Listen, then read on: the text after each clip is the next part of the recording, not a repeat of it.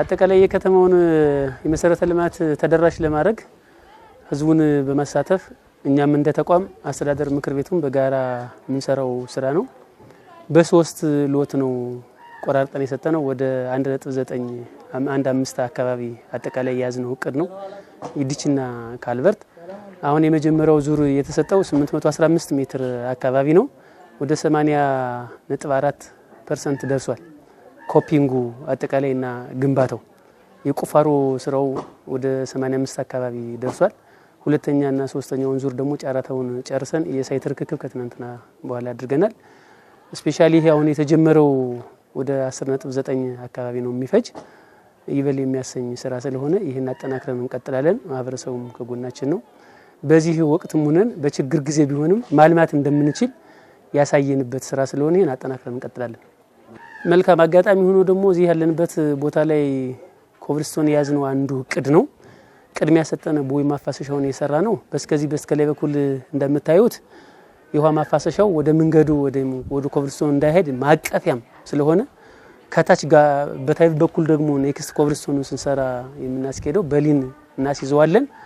ቅድሚያ ኮብልስቶኑ ከመሰራቱ በፊት ዲቹ መሰራ ስላለበት የሰጠነው ስለሆነ ይሄን እንደጨረስ በፈጣሪ ፍቃድ እናስቀጥላለን ብለን ተስፋለን። እሺ አመሰግናለሁ። ያው እንግዲህ እንደሚታወቀው አሁን ያለንበት ወቅት አስቸጋሪና ውስብስብ ወቅት መሆኑ ይታወቃል። በዚህ ላይም ሆነን ህብረተሰቡ በዚህም በዛም ያው በተለያየ መንገድ እየተንገላታ ባለበት ወቅት ለልማት የወረዳ ምክር ቤት አጠቃላይ ያለ አመራርም በየሰፈሩ እየገባ ከቀሰቀሰው በኋላ ያው በአዳራሽም በየሰፈሩም ተወያይቷል።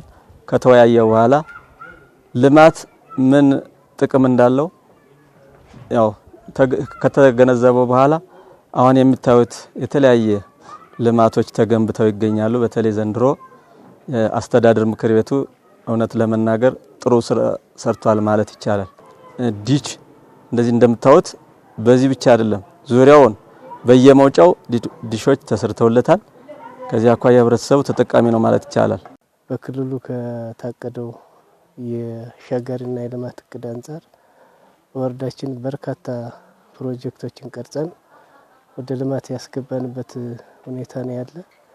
እንደሚታወቀው ወረዳው ከዚህ በፊት በርካታ የልማት ጥያቄዎች ያሉበትና የብዙ ልማቶች ተደራሽ ካለመሆኑ ጋር ተያይዞ በዚህ አመት ከፍተኛ የሆነ ቁርጠኝነት ውስጥ ገብተን ከ70 ሚሊዮን በላይ የካፒታል በጀት መድበን አሁን በከተማችን ላይ በርካታ ፕሮጀክቶችን ወደ ተግባር ያስገባንና አፈጻጸማቸው በተያዘላቸው የጊዜ ገደብ መሰረት እየተፈጸሙና በየጊዜው እየገመገምን ያሉ ጉድለቶችን እያስተካከል አሁን በተሻለ ያፈጻጸም ሂደት ውስጥ ነው ያሉ።